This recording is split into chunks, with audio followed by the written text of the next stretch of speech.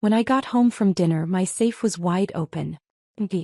Mom walked in smirking. Relax, your sister's tuition was due. Dad added, you'll thank us later. I nodded, we'll see who thanks who. The next day my sister was shouting, Mom was crying, and Dad was on his knees begging me not to do it. My safe was empty. $8,300. Gone. Not misplaced, not borrowed, not moved. Gone. I kept it behind the bookshelf in my bedroom, screwed into the floor, locked with a 6-digit code I never told anyone. I opened it every couple of weeks just to count. I liked seeing the progress. I liked seeing what 2 years of nonstop work looked like in one place. That night I came home and did it like usual. Slid the shelf, entered the code, pulled the door. It swung open without resistance. I knew instantly something was wrong. It was too light. Too easy. The safe was wide open. And inside, nothing. Not even the empty envelopes I kept the cash in. I froze. I didn't panic. I didn't yell. I just stood there in this weird, still moment, like maybe if I waited long enough the cash would reappear. I'd been saving that money since my junior year. I took every babysitting job I could get. I tutored annoying kids whose parents threw cash at me just to pass them. I worked at the diner through holidays, skipped spring break trips, ignored every impulse to spend. All for that car. I had a list. I'd done the research. I was 2 weeks away from buying it. And now it was gone.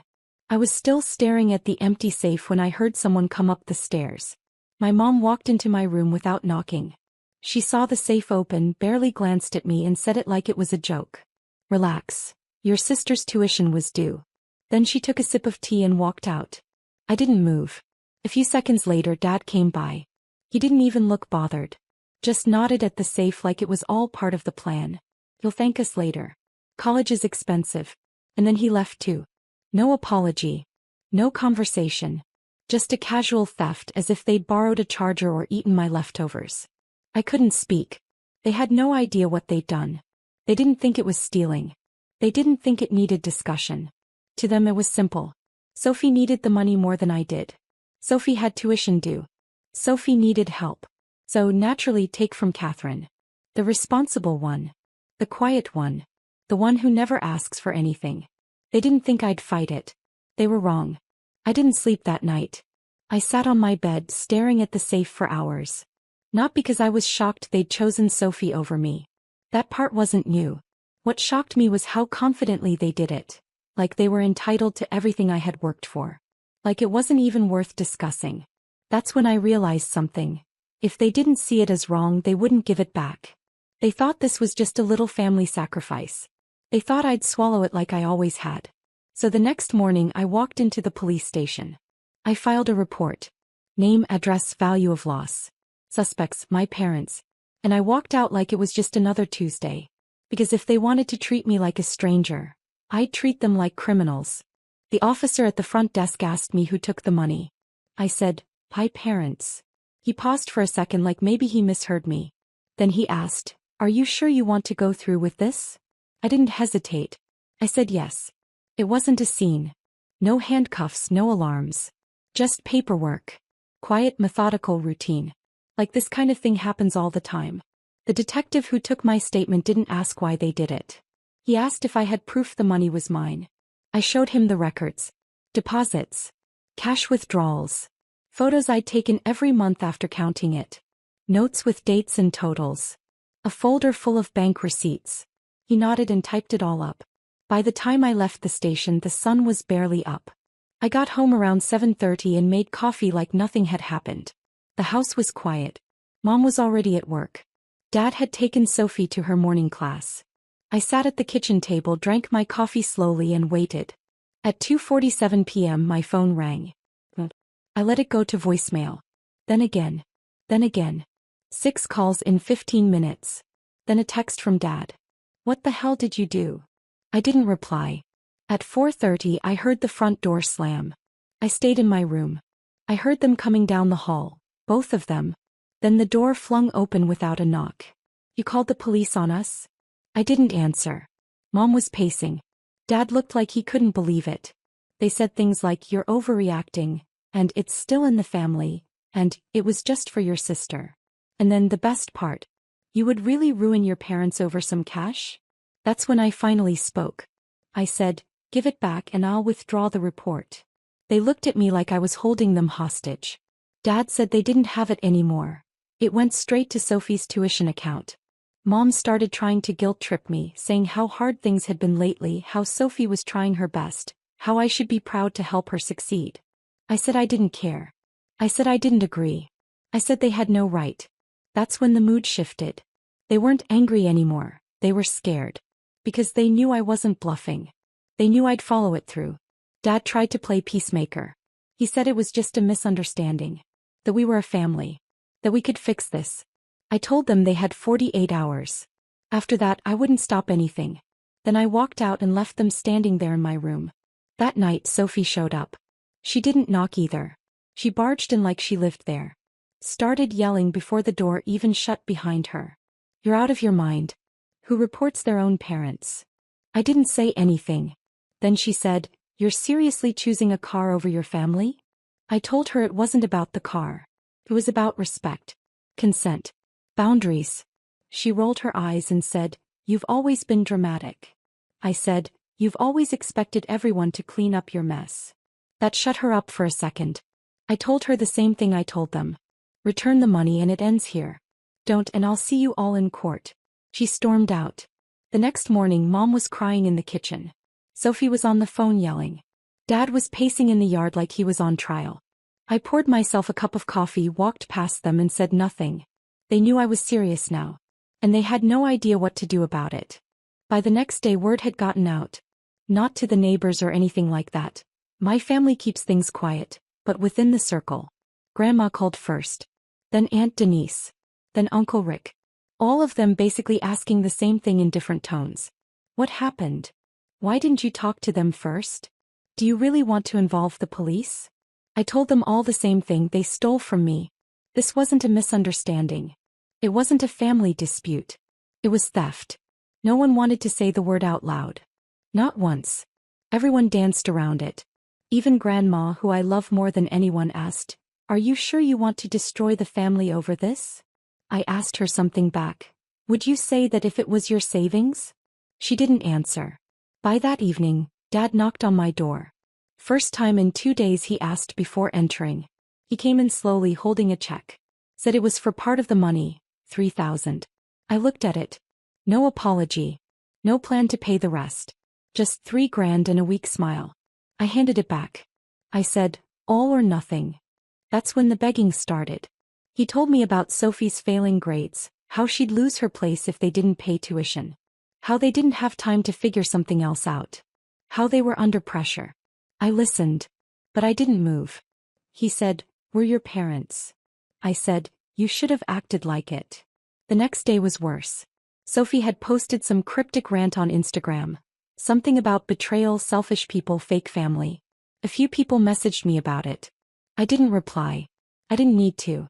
Mom spent the whole morning crying. Like full-blown, sobbing in the kitchen, dropping dishes, acting like I'd just handed out a death sentence.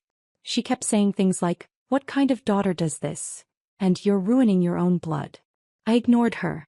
I packed a bag and left for Amanda's. I needed a break from the noise. But I didn't stop the process. The detective called. Asked if I was still moving forward. I said yes. They tried something new after that. They sent Grandma. She showed up to Amanda's house like she was staging an intervention. Sat across from me with tears in her eyes. Told me she understood why I was upset. But then she said something I'll never forget. "They're your family, sweetheart. You can't take them to court." I said, "They weren't family when they took the money." She sat in silence after that.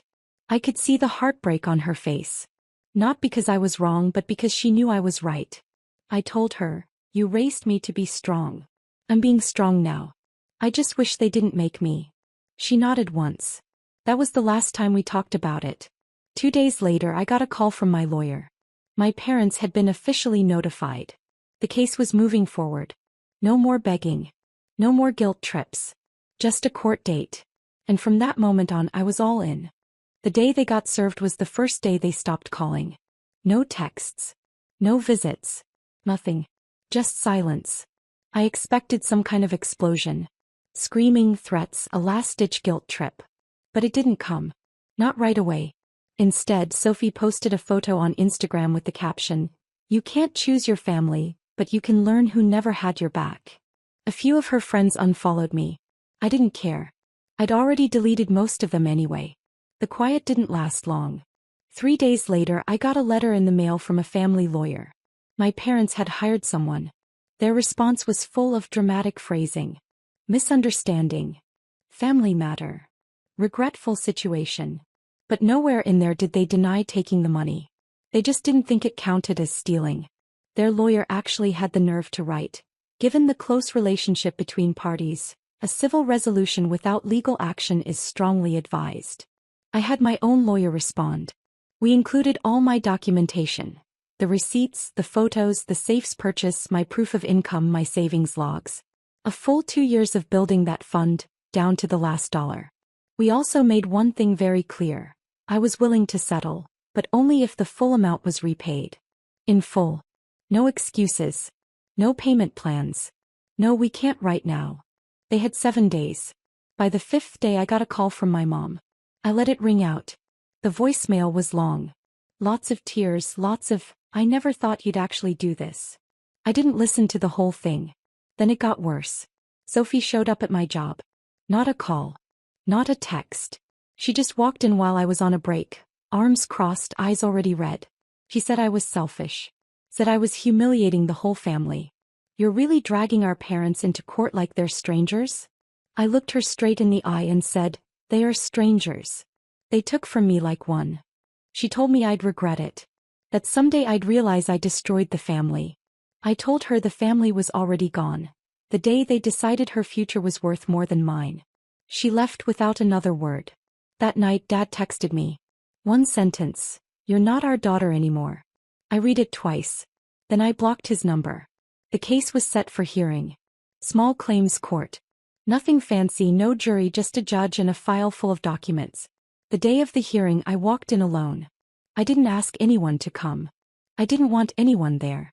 They showed up 5 minutes before it started, looking like they were attending a funeral. Mom wouldn't look at me. Dad sat stiff in his chair. Sophie didn't come at all. The judge went through everything calmly. Asked a few questions. Asked them if they admitted to taking the money. Dad said yes. Then the judge asked if they had permission. Dad hesitated. Then he said, "We assumed she'd be okay with it." The judge didn't even blink. He ruled in my favor. Full repayment. 30 days to deliver the full amount or face further action. No drama.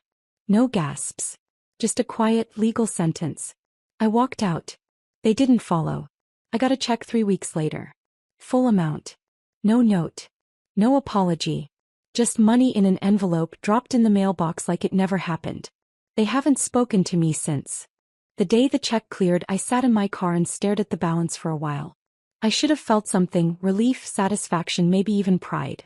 But I didn't feel much of anything. Just done. They paid because they had to, not because they were sorry. I knew that. If the judge hadn't ordered it, they would have let me eat the loss and sleep just fine at night. And honestly, I think that was the part that stayed with me the most. Not the money, not the court, but how easily they betrayed me and how little it meant to them afterward. It wasn't even about Sophie. Not really. It was about how disposable I was. How easy it was to strip my work, my plans, my independence and call it a favor to someone else. Sophie still hadn't spoken to me. She'd blocked me after the court date and started telling people I was unstable, that I'd turned on the family over a misunderstanding. No one asked for my side. No one ever does when someone cries louder than you. Grandma tried. She called and said she was proud of me, not for what I did but for standing up for myself. Then she asked if I'd be willing to talk to them again. I said no. He tried a second time a week later. Said Mom hadn't stopped crying, that Dad hadn't smiled in days. Said family needed healing.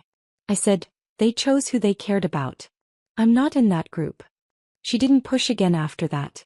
The silence stretched on for months. No birthdays, no holidays, no small talk. I heard from a cousin that Sophie had dropped 2 classes and blamed stress from family drama. I didn't laugh. I just nodded and moved on.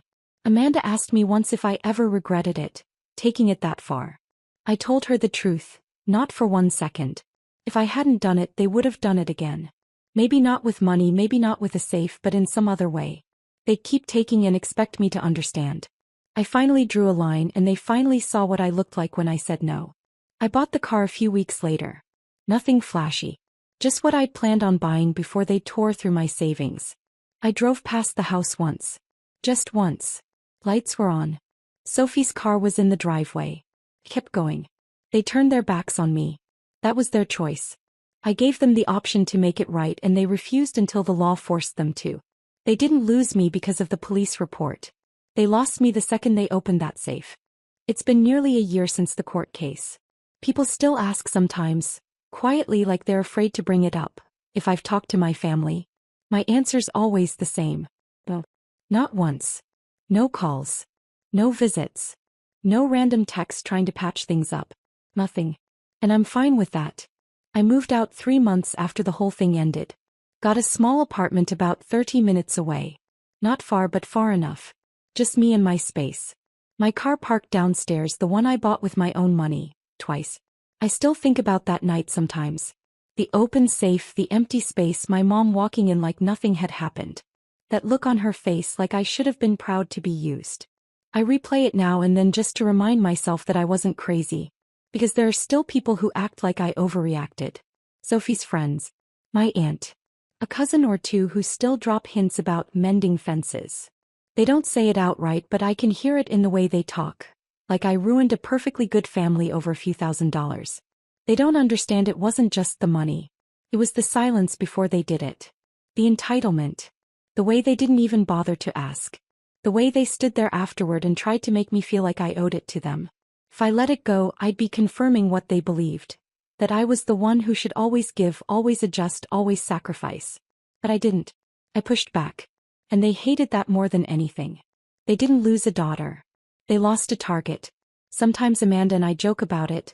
How wild the whole thing was, how it still sounds like something you'd read online and assume was fake. But then she gets quiet and says she's proud of me. Not for winning. But for refusing to be walked over.